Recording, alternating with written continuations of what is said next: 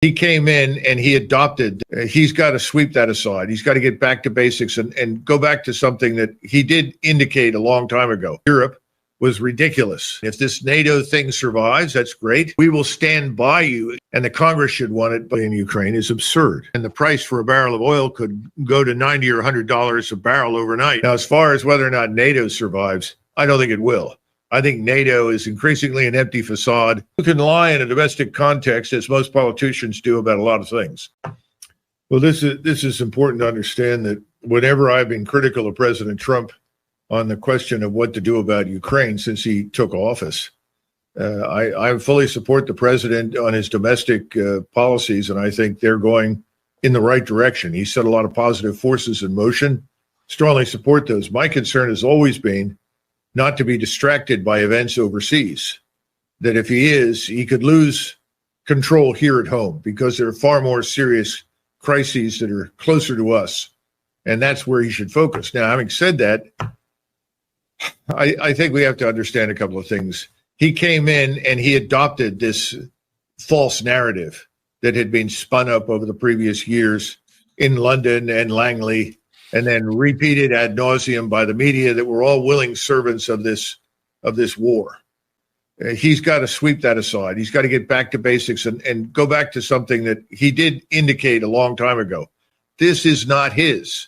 He did not start this. He did not want this. He said repeatedly it wouldn't have happened had he been there, fine. But now he needs to make it very clear this is not his, and he wants to end it. Now, he doesn't have to get a quote-unquote win over the Russians. Believe me, if he ends this, he gets a win at home, here, with the American people. They don't want anything to do with this war with Russia, and certainly don't want the risk of any kind of nuclear conflagration. Absolutely not. So that's his win. The Europeans win because they're ultimately going to replace these terrible governments, these globalists that have sacrificed over 1 million Ukrainian lives and hundreds of thousands of Russians to nothing for no purpose when it was completely unnecessary. They need to go away, and they need to be expelled and removed. Now, as far as whether or not NATO survives, I don't think it will. I think NATO is increasingly an empty facade, and it may be one of these things, well, it ended with a whimper, not a bang. It may just quietly sink into the abyss and vanish. It's not meaningful. And frankly, at this point, from an American standpoint, that's fine. The United States doesn't need it. What we need is good relations with everybody in Europe, and we don't need to have to garrison the place to get those. So I think all of this is bound up with what President Trump is thinking, and I'm really glad to hear the things that Secretary Hegseth has said, because they are a breath of fresh air. The rare earth deposits that we know of are in the Crimea and in eastern Ukraine. These areas are controlled by the Russians. They're historically Russian. They're Russian again, and that's not going to change. I don't know if anybody has briefed President Trump on that. So this is not a department store where you're unhappy with your purchase and you want to go back and get your money. I don't think that's going to happen. And I don't see how we extract any price from anybody for the stupidity of what the Biden administration has undertaken. In fact, I hope President Trump is going to look into this massive sum of money that belonged to the Russians that we effectively confiscated with the goal of turning it over to the Ukrainians, especially as it becomes increasingly clear how hundreds of billions of dollars and euros and so forth have disappeared into the black hole and ended up in Zelensky's bank account along with a number of his criminal buddies. So hopefully, President Trump will recognize that that's not going to happen. Well, I think they're helpful. At this point, I don't know what Moscow is willing to accept. Moscow has been very resistant, obviously, anything with the NATO label on it. But I'm not really sure that Moscow wants to see any foreign troops at all on Ukrainian soil. Now, these are where the details become important. Are these non-NATO forces going to go in and, quote unquote, demilitarize Ukraine? In other words, are they going to remove any of the remaining equipment that poses a threat to Russia? Are they going to have a hand in policing the place to ensure that there are not underground cells being secretly supplied by MI6 or CIA to start another insurgency against Russia. I don't know. I mean, these are the kinds of things the Russians are going to ask. Again, I think this is a move in the right direction, but I don't think there's any interest in freezing anything along any lines of contact at this point. I think the Russians are going to take the position when you come back and you have a real proposal that is going to meet our needs, our security needs, we'll talk. That hasn't happened yet. Now, that doesn't mean this is not better than what we saw before. And it's hard to judge what Moscow will accept. But remember, the Russians have lost, 90,000 dead. I don't know the numbers of wounded, but fortunately, half of those or more have been returned to duty, and another 10,000 non-Russian army dead. In other words, people that are not part of this Russian army per se. That's a lot of people under any circumstances, far more than we lost in Vietnam. And the difference between Vietnam and what's happened in Ukraine is clear and unambiguous. The Russians have won. So they're not going to give much up unless they're absolutely certain of what this outcome looks like. So I think that's a huge improvement. The fact that there will be no Americans involved is nice. But again, I think the Russians would also like a larger security architecture. And that's something that President Trump should be very interested in, because he was always interested in reducing our profile overseas, particularly in Europe, also in Northeast Asia. And a new security architecture is the way to do that. First and foremost, what President Putin will want are confidential discussions. He's not interested in, grabbing the stage for a big splash in the media that something great has happened and I, Donald Trump, have done it. If President Trump wants this to succeed, President Trump should go back to saying what I heard him say the other day. We're talking and we're making progress. Thank you. Next question. Stop talking about the details. Don't get into it. Hegseth did a good job thus far. Let's leave it there. And if we're going to send the envoy over, let that all happen behind closed doors and let nothing be leaked or shared until there is substantive agreement. You'll recall back in the 80s, people used to talk about, let's have a Gorbachev summit. It became a metaphor for the major heads of state showing up and agreeing to something after there had been long, exhausting negotiations to get an agreement. Well, I think that's where we need to go now. So I hope that whatever the president says, he's going to go back to what he said before. We're talking, we're making progress. Thanks very much. That's the right answer. And what Hegseth has said is encouraging, but it's not an end state. The only end state really of great importance to us is that NATO has nothing to do with Ukraine and no American forces will be involved. That's good news. The rest of it, I think, is negotiable, and we'll have to wait and see what happens. Before we go to the Minsk business, let's keep in mind that everything that Secretary Hegseth has said has been said by the Russians for months. He's simply repeating back to the Russians what they've said. So that's fine. I happen to have agreed with that from the very beginning. When it comes to security guarantees, depends on how you interpret that. This is back to the idea of a larger security architecture, which is designed to prevent any further outbreak in the future. So I think we're getting closer and closer and closer to the point where the Russians will talk to us, because we're effectively repeating back to them what they've been saying for months. And they were always ignored by Biden. Now, as far as Minsk goes, remember that Minsk, as we now know, and Macron has said this as well, not just Mrs. Merkel, who was in the chancellorship at the time in Germany, was designed to buy time for this Ukrainian reactionary criminal state to build up an army and a force with which it could attack Russia.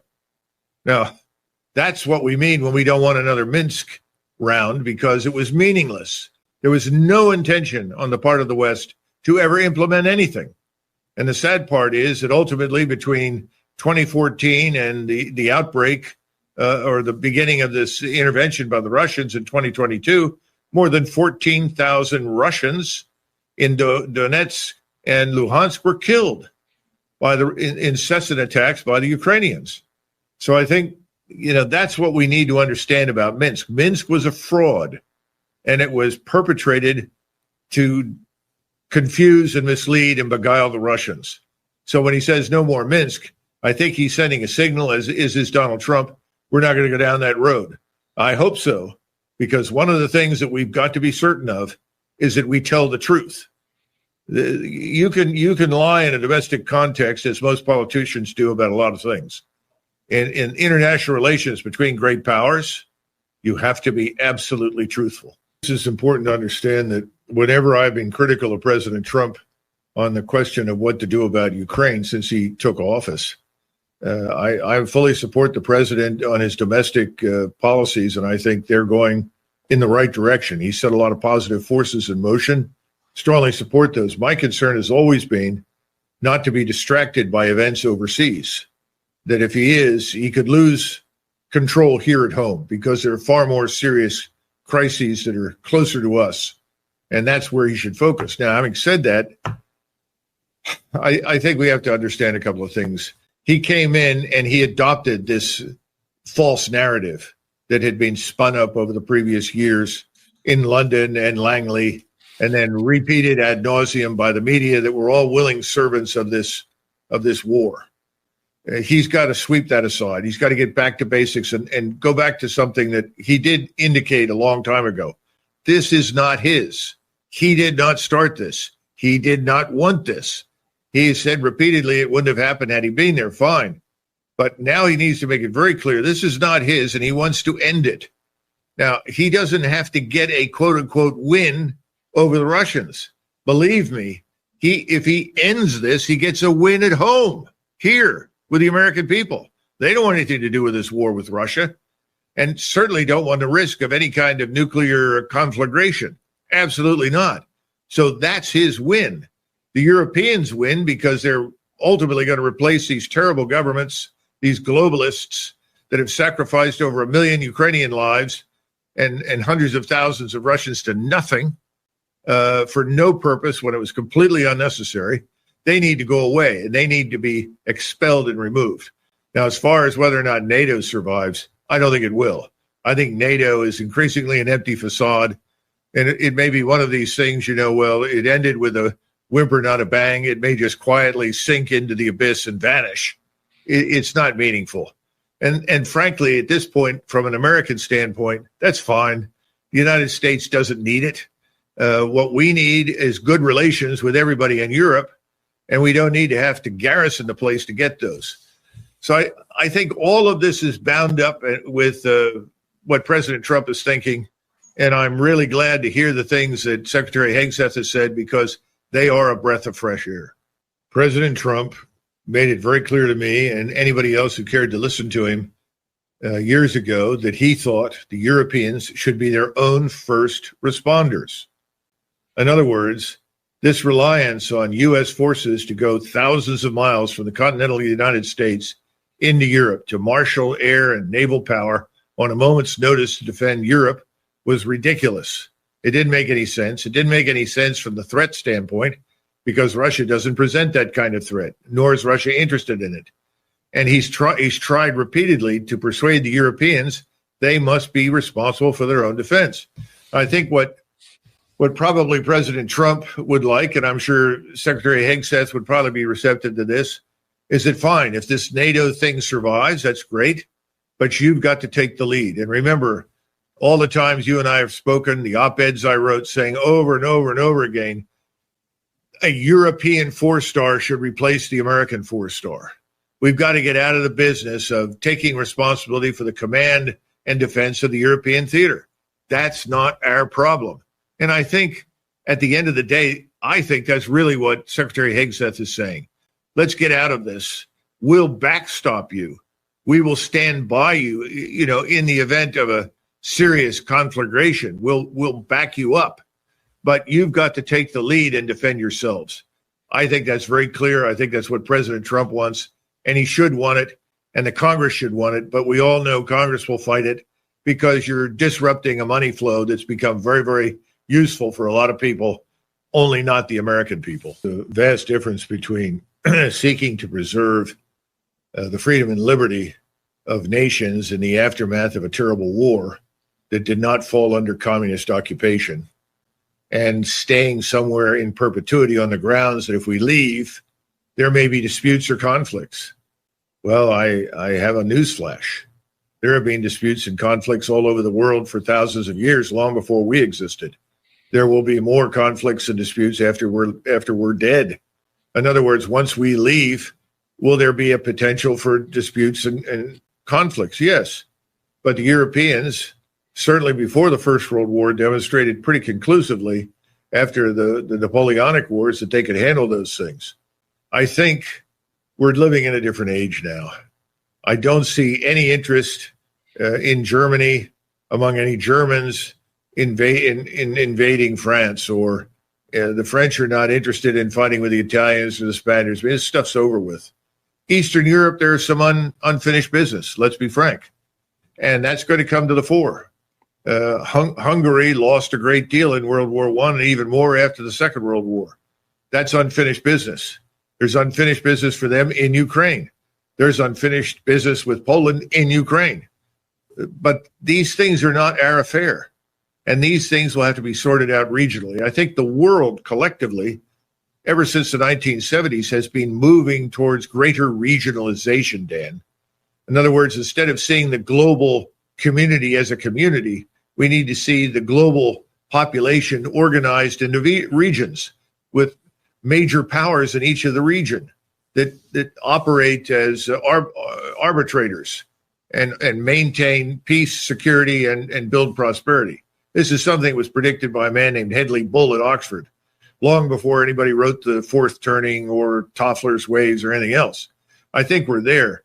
I think Europe will devolve to some extent into new regions, because the problem in NATO was always the same. The view of things from Berlin did not match the view from Madrid, and the view from Paris had nothing to do with the view from Stockholm or Athens. And that's more true now than ever. So I think you're going to see new security arrangements emerge, which is fine. They should, because they have a greater chance of succeeding than anything we impose. And right now, NATO is a legacy of our imposition. The other issue is, how can we? Eisenhower pointed out when he was president, a group of Army generals came in to but make presentations to the president about their need for more transportation to move more forces to Europe. And they said they had to have 29 divisions in Europe to stop the Soviets. And he said, how many divisions have you got that you could conceivably send? Well, we only have 15 divisions. He said, well, then find out what the shipping requirements are and the aviation requirements are to move 15 divisions. You're not getting anything more than that. Well, that took the wind out of their sails. But then he privately pointed out, look, we're never going to get across the Atlantic and the Pacific again the way we did during World War II. It can't be done, or World War I. The submarines, the long-range precision strike, the growing overhead constellation of ISR, he said this is going to be impossible. So if we put something over there, it stands an excellent chance of ending up at Dunkirk, a giant Dunkirk. And even then, we may never get the troops out.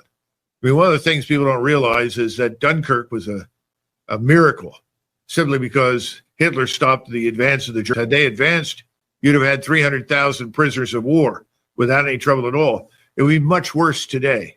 So the whole idea, this old paradigm, is dead.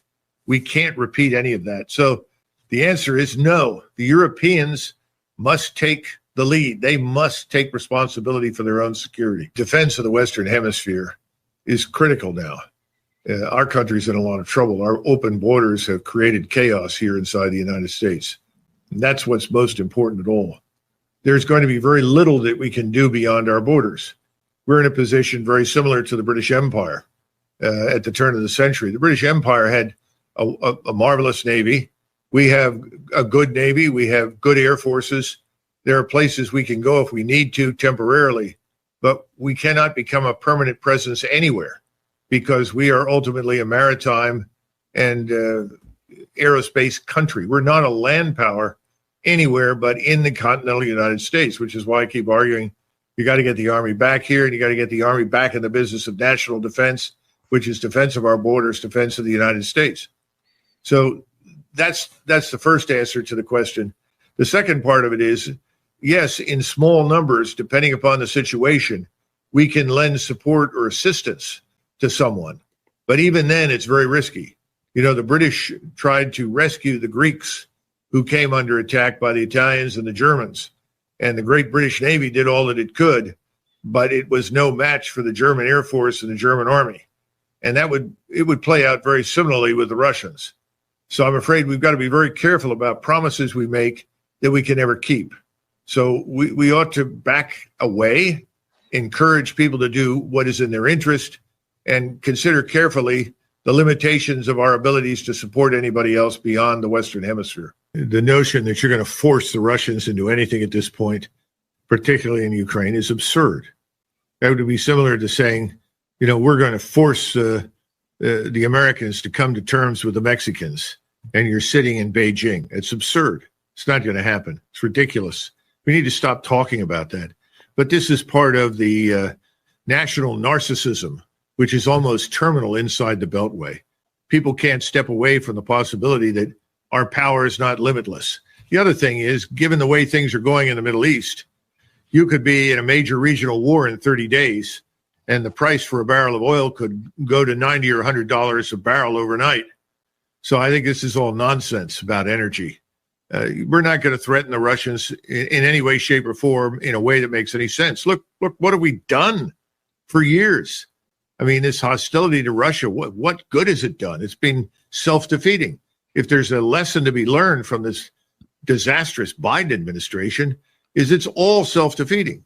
So let's drop all this silly language and nonsense about how great we are and how we can force this or that. It's all trash. Get rid of it. Dump it. First of all, we're going to reinvigorate the energy industry. We're going to drill, baby, drill. Well, first of all, we're a long way behind where we were a few years ago. We are not extracting nearly as much as we did. The shale extraction is not developing dramatically at this point. We haven't built new rigs.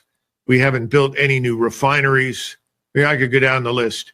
The oil industry has had no incentive to invest in anything new, because every time they turned around, Washington hit them over the head with all this environmental business. And of course, that's hurt us as a country, hurt us as a nation. So you're not going to get anywhere very quickly just because you say, I want to drill for oil, and I want more oil, and I want more gasoline. Forget it. It doesn't work that way. It's not a switch, that you switch on. That's the first part. And I think the second part is very obvious what you said. If you were to destroy that price, it would hurt us here very, very badly. This is not going to work. This is a dumb idea. This once again assumes that we're the center of the universe and that we can drive prices everywhere. We can't. Our market is not the only market anymore. We've been through this how many times? The Chinese, last year we had $1 trillion trade deficit. Last year they had $1 trillion trade surplus. They have more manufacturing capability and power than the United States and Europe combined. It is China that right now and for the foreseeable future is going to be the economic engine driving everything on this planet. That doesn't mean we're bad or weak or falling behind. For most of the last 2,000 years, China was the largest driving market in the world. It's not a new phenomenon. China simply regained what it had 100, 200, 300 years ago. So we got to stop talking in these foolish terms, because the only people that are impressed with that are the few Americans at home that don't know anything, that are out of touch with reality and like hearing wonderful things about themselves. The rest of the world just looks at us like, how stupid can you be? And they're right. We're being very stupid right now.